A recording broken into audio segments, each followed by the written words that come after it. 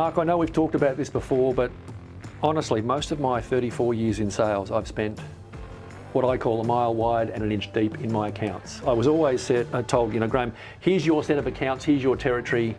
And I always felt like there was no way I could cover the territory completely. As an individual seller out in the territory, I always felt like I was a mile wide and an inch deep. And so when I think about the coverage model and the competitors are coming into the territory or the accounts, I always felt exposed because I was never building those deep relationships. And that's what our buyers want now, right? Absolutely. There's some interesting statistics on this, that basically it's about 60 to 70% easier to sell to an existing customer. Exactly. Most sales organisations really spend their time focusing on acquiring new customers. Now that's important, of course, yes. But when it's so easy to sell to an existing customer, grow that existing customer and focus on customer value, that's really where the time needs to be spent. What was that old stat about it costs 4 to 6 times less to sell something new to an existing rather than go out and try and acquire a new customer? Absolutely. It's also far easier, so it's 60 to 70% easier to sell to an existing customer than it is to a new customer. Correct. So much easier and a much better use of resources. And yet, for most of my career, I've been so shallow, in those red ocean marketplaces, competing with everybody with the same message, the same product, the same pricing. Really difficult to differentiate in that sort of scenario where what I should have been doing is going deep and getting into the blue ocean, right? Absolutely. And let's talk about deep selling, because deep selling as a concept is really about focusing on those customers that you can add value to, but that also can add value to you, and really making sure that you're ensuring that those relationships are developing, that you're adding value to those customers, that the customer is healthy, and that they're growing and that they're seeing value for your products as well. Best thing I ever did was go and talk to buyers when I wrote my first book, because one of the things they all said to me is that they want a long-term relationship with their suppliers. They want to do more business with less vendors. They all said to me categorically, Graham, don't just solve my current problem, anticipate my future needs. Take me on the long-term journey, right? That's what they all said. So why is it that in sales, we don't give them that long-term journey? We're also transactional, we're also, end of month, end of quarter. We don't think about going deep with them because we're measured the wrong way. In some respects. I think measurement's a really important part here as well, because most organisations, as you know, salespeople are based on commission, and they were rewarded on that short-term gain. Yes. Whereas I think the organisations that really focus on their customers are far more profitable. In fact, organisations who are customer-centric are 25% more profitable than those that are not. Only 9% of organisations are truly customer-centric. And yet everyone says they're customer-centric. They say that the customer is at the heart of everything, but the reality is it's just not the case. No. It's remarkable that so few organisations are getting this right.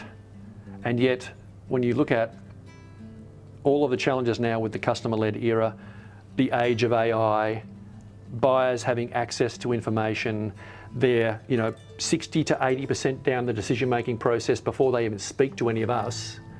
If you're not going deep and you're not visible, how can you possibly compete now? It's a legitimate question. Definitely. And I think the question is, so when customers have completed 87% of the buying journey before they reach out, how can they go deep? What sort of suggestions do you have for getting to that customer before they engage? Well, let's go back to basics. Sales is all about trust, right? How do you build trust? You build trust over the long term.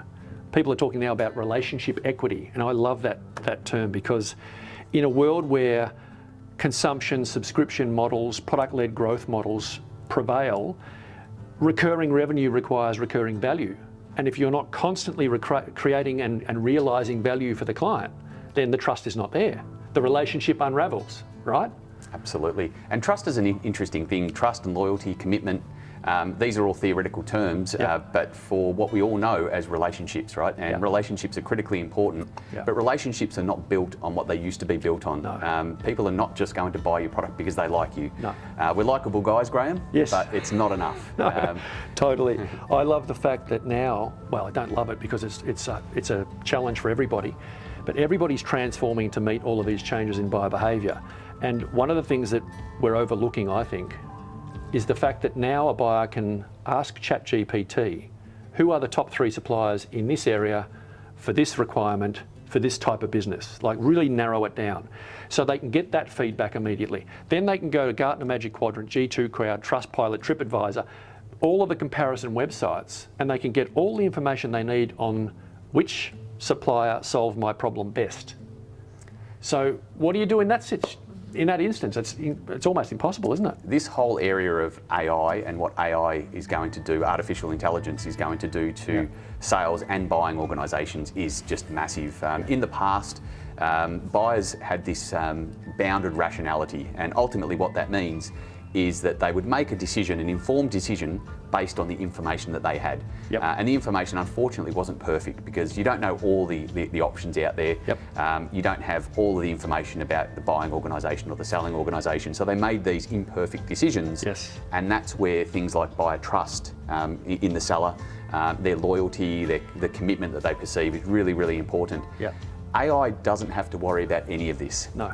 So artificial intelligence is completely unbounded. It knows everything all at once. So it can make these really rational decisions. And it's going to be very interesting to see where that takes the whole sales and buying process in the future. The dynamic between the buyer and the seller is changing rapidly, isn't it? What you're saying, bounded rationality, is that they had limited information. Now they've got tons of information. Wow. So I think the focus moving forward really needs to be on this area of customer value creation. So value-based selling has been around for some time, but it's really not really well understood. But at the same time, we also need to be ambidextrous. What does that mean? So ambidexterity is a really interesting theoretical concept. Basically it means that we need to be good at multiple things at once. And let's take digital ambidexterity, for example. There are some customers who would prefer to deal with us online. They want to do everything via video conferencing systems and email and text messaging. But there are other customers who want face-to-face interaction. And sometimes that's the same customer at different stages of the buying journey. Exactly. So you need to be able to sense and seize and see that opportunity and react, and that's what ambidexterity is. And this relates to this omni-channel approach, doesn't it? Absolutely. Being able to engage on the different channels. This opens up another question, which I've got for you in your study. The concept of the buying centre. In high complex, long cycle deals, you've often got a buying centre that's now 5, 10, 15 people. How do you get them all to create consensus around a decision when they've all got competing interests? You know, they're from different job functions, different geographic regions and all of that kind of thing. One of the big challenges I think most sellers have is just how do I get visibility into who is in the buying centre, the cast of characters? And I think this is where technology can help us again, right? So this is where we can leverage technology. Platforms like LinkedIn Navigator, for example, which allow us to go really deep and understand an entire buying centre within an organisation. We can map those and we can put alerts, and if anything changes, and we can start to get a little bit more knowledgeable about the networks. You've got the account IQ, you've got relationship mapping, you've got the account mapping. You can do all of that now in Sales Navigator and platforms like that. Then you've got buyer intent data, you've got sentiment data, propensity to buy data, all of that kind of stuff. So having clean customer data at your fingers is critical too. Absolutely, and this idea of being able to leverage that data, lots of organisations have data, but being able to use that data to provide actionable insights is really what's important. And those organisations that can do that effectively, I don't know whether you're going to be able to compete with them in the future unless you're using these technologies. You can't. You'll be responding 2-3 days later. And the incumbent or whoever's, shaping the buyer's thinking, they've already made the decision and given what's that research from Salesforce that 78% of buyers will choose the first salesperson to add insights. Isn't that amazing? And it really is. And it goes to Brent Adamson's Challenger Sale, where he says, insight selling, it's about providing an insight, something that challenges the buyer's assumptions. And if you're able to do that and you're able to reset that buying journey in your favour, then you're obviously going to be a lot more successful. And that comes down to value-based selling. It comes down to the ability to identify what is going to be valuable for your customer and then being able to then deliver that value. So what we're talking about here, if you think about it with all of that information and data and analytics, predictive analytics, the stakeholders in the buying centre, we're talking about deep selling. You can't be successful now unless you are going deep. And that means information, it means deep trusted relationships. Long term, has to be sustainable long-term relationships, or you're just seen as a transactional seller. Absolutely. And look, some customers do want transactions, and I think it's important to allow them to do that when that's the right thing for the customer. Yep. But then you also need the ability to add value to that customer and to go up the scale. We call it the sales execution model in our book. Yep. From that transactional customer to ultimately a value-based customer. Yep. And really deep selling is the ability to sense when a customer needs those different execution models and to have an organisation that's able to adapt quickly to those changes. So if you think about where we are today, 2024, and where we're going to be in 3, not even 5 years, no one can think 5 years ahead, but in 3 years from now, on the scale of digital maturity or data-led maturity, you have to be able to quickly assess where you are today, right? It's absolutely critical, and I think because technology is changing so dramatically and the customer is changing as well, Yep. we've had more change in the last 5 years than we have in the previous 40 years. It's just incredible. Yeah. So being able to pinpoint where you sit in your current maturity level, Yep. in terms of both customer centricity and digital maturity, Yep. and then be able to map a track, a road Yeah. to your state. ideal state. That's critical. Yeah, and I know we talk about this in the book, but being able to assess the current state, where are we now, where are the gaps in what we're doing as a business, how do we enable our sellers, develop our sellers to have this digital first mindset, underpinned by true buyer centricity, that allows you to say, okay, well, we're here, but we really need to get to here. What are the steps that we need to take? Exactly, and you'll be surprised how few organisations truly have that vision. Yeah. Lots of organisations are implementing technology. Yep. AI is the big thing everyone's talking about at the moment. Yep. But really, in my study, and we went and interviewed dozens of companies and hundreds of individuals, and we found there was lots of benefits of digital technology, but when you really looked at it in the context of a complex B2B business, it also created all these disadvantages too. So talk to me about the research you did around that sales paradox, and I know there's that great book by, I think it's Howard Dover, who talked about the wonderful benefits that you just described with AI and tech and automation, but there's some downsides or there's some tensions. Yeah, absolutely. So my research came about because I was seeing this in the workplace, right? I was seeing that, yes, there's all this opportunity because of digital technology, but what I was experiencing was this real mix of some benefits, but the benefits always came with drawbacks. Yes. So I went out and studied, as part of my PhD, individuals at different levels of the sales organisation. So I wanted to understand what salespeople really think about digital technologies and the consequences that it has. What about how that contrasts to a sales manager, for example? And what about a sales director or a CEO who implements technology? Because they all come from different perspectives. And what we found was that, yes, there were hundreds of advantages and benefits of digital technology, but quite often they were interdispersed with lots and lots of disadvantages, and they created tensions and paradoxes. So we came up with this, understanding of the paradoxical tensions and the problems that those paradoxical tensions could cause within a sales organisation. Yeah. It reminds me of that old thing about a fool with a tool is still a fool. And busy fools, like a lot of salespeople think, okay, and the average I think is between 6 and 9 tools now. Most sellers have got 6 to 9 tools. And that old thing about if all you have is a hammer, then everything's a nail. I see quite often businesses going out and buying a tool thinking that's going to be the silver bullet. And now instead of emailing 50 people, I can email 600. And it's, in a way, it's doing what my colleague Brent Adamson often talks about. He says, and I love this, he says, some of these tools are allowing a seller to do more and more of what matters less and less. Yeah, and this is so interesting. I had another one of my participants in my study talk about the pieces of the puzzle. So he said everyone's looking at the individual piece of the puzzle, and they're forgetting about the whole jigsaw. And likewise, George Bronte talks about the Hydra, which is a mythical Greek, a beast from the mythical Greek stories. Whereas if you chop off one head, two more heads grow in its place. And sometimes technology is the case, and I mean that really describes the paradoxical nature of digital transformation and digital technologies. And the answer to this is really taking a step back and looking holistically. You can't now look at individual tools, which people have been able to do in the past. They've looked at an individual CRM system, an individual auto dialer, for example.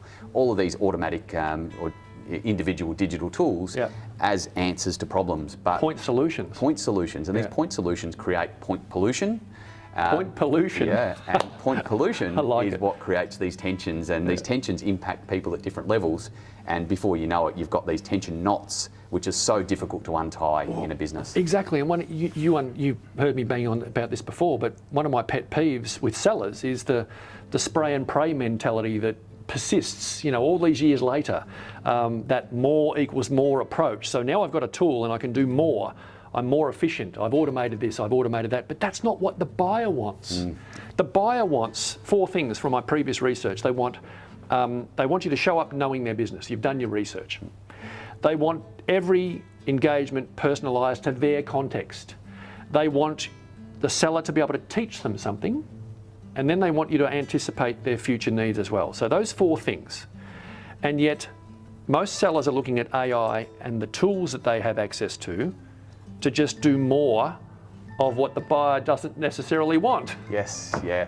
And I think this idea of technology for efficiency is a dangerous one as well, because technology can absolutely make things more efficient. Yep. But again, going back to the tensions, if technology is able to speed up certain processes, that's great. Yep. But then what about the administration of those technologies? What about the cost of those technologies? What about the ongoing, there's a whole scope of activities that then come with those advantages, and these are those tensions and paradoxes that need to be managed. Yep. But not many organisations actually look holistically. They look at just the efficiency that the technology is providing at that point. And a lot of that research that you've done through your PhD is now in the book. Correct, absolutely. Yeah. In fact, look, we heavily leverage the study. Yep. So the study into not only digital technologies and the impacts on sales and sales management, but also on business networks. So we really want to look at it firm level, and we want to understand what a firm has to do in order to really take advantage of the benefits of digital technology, which are enormous. Huge. But you also need to consider the potential drawbacks. Yep. And when you can do that and you can manage and mitigate the risks whilst really taking advantage of the benefits, then you're onto something. And don't people, they've always said, take the technology to automate the right process. Yep. You've got to have the process, the people, then the technology, right? Yeah, and I mean, you say it best when you say mindset, skill set, tool set. Yeah. It really is all 3 of those things. There needs to be a cultural element to this. Just putting a technology into an organisation which is not ready, it will fail every time. Doesn't work. It doesn't work. And your people need to be trained and need to be ready for that technology as well. Yeah. And then the rest of the tech stack also needs to be mature. Yep. You can't just dump a whiz-bang amazing new technology on an organisation which just doesn't have the technology or the systems or the processes to support that technology. Yeah. So what we talk about in the book, of course, is this holistic overview and this holistic vision of what an organisation can be with technology focused at the customer. Now we're going into a controversial area here, but it's exactly what you just said, that holistic view. I've learned through the last 8 years of doing training, advisory and consulting with all sorts of different companies that unless we get that top-down, tone at the top, buy-in around true buyer centricity, you've got the salespeople at the front line, out with the customers, that interface between the market and the business. They are seeing firsthand what the buyer wants. They bring that back to the business, and unfortunately, they get a C-suite or someone above them saying, no. You just keep doing sales the way we've always done it. That's what's made us successful to where we are today. How many meetings have you got? How many calls have you made? Have you got 3 to 5 times quota in your pipeline? All of that old B2B sales rhetoric that still exists. Absolutely. And the salesperson is thinking, well, the buyer wants this, but the boss is telling me I've got to do this. So there's a real tension with most businesses now.